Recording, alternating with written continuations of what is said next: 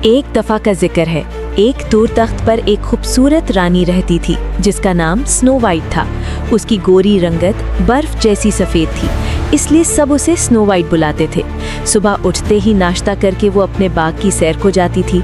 तितलियां, परिंदे उसके आसपास आकर गीत सुनाते थे। बाग में पानी का झरना उसे बहुत पसंद था।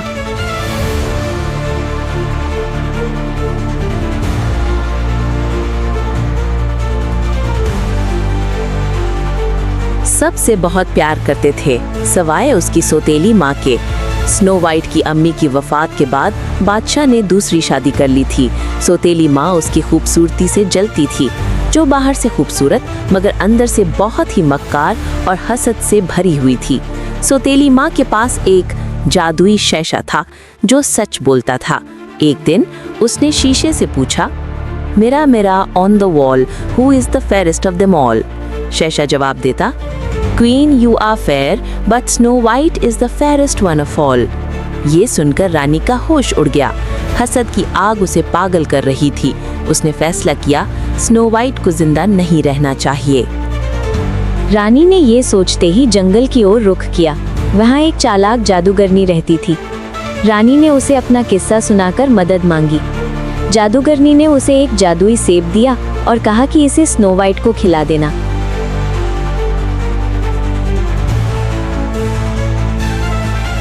रानी खुशी खुशी वापस आई और स्नो वाइट को अपने कमरे में मिलने के लिए बुलाया। माँ का पैगाम सुनकर स्नो वाइट मिलने आई तो रानी ने उसे खाने के लिए वो सेब दे दिया।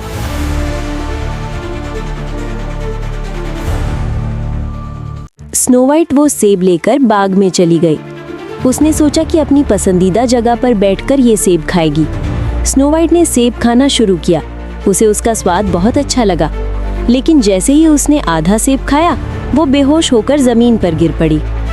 महल की एक नौकरानी ने स्नो वाइट को देखा और उसकी तरफ आई, लेकिन रानी ने आदेश दे दिया कि स्नो वाइट को जंगल में छोड़ दिया जाए।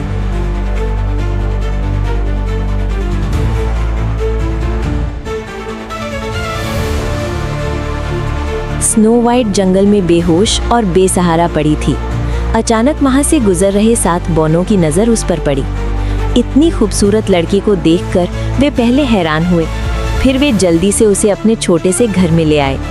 जैसे ही स्नो वाइट ने आंखें खोलीं, सामने छोटे छोटे 7 आदमी खड़े थे। वे पहले डर गई, लेकिन थोड़ी देर बाद वे उनसे घुल मिल गई। जंगल के जानवर उसके दोस्त बन गए क्योंकि वो बहुत प्यारी थी। बौने काम पर चले जाते तो वो खाना बनाती, गाने गाती और घर की सफाई करती। तितलियां उसके आसपास मंडराती और उसे बहुत मजा आने लगा। वो सच में बहुत खुश थी।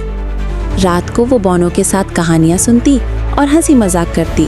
उसकी जिंदगी खुशगवार हो गई थी और वो महल को लगभग भूल ही गई थी।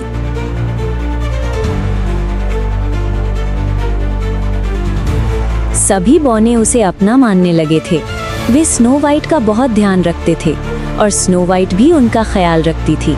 दिन तेजी से और खुशी से बीत रहे थे।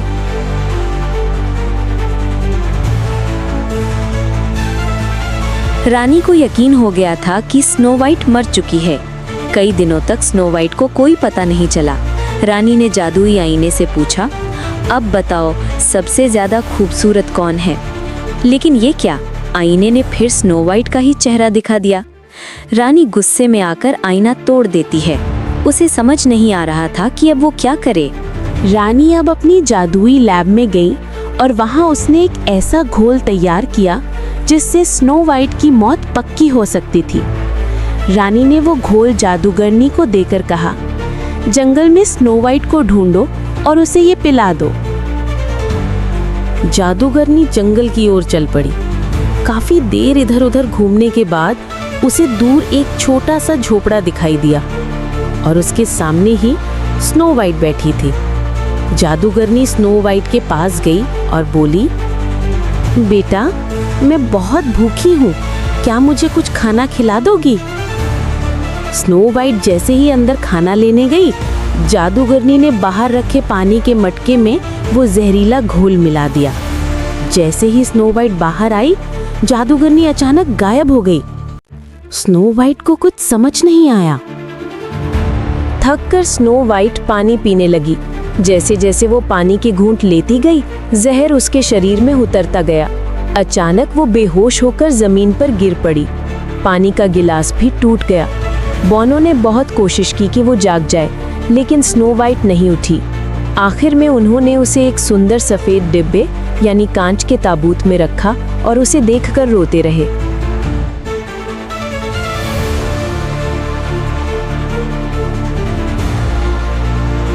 एक दिन जंगल से एक राजकुमार गुजर रहा था।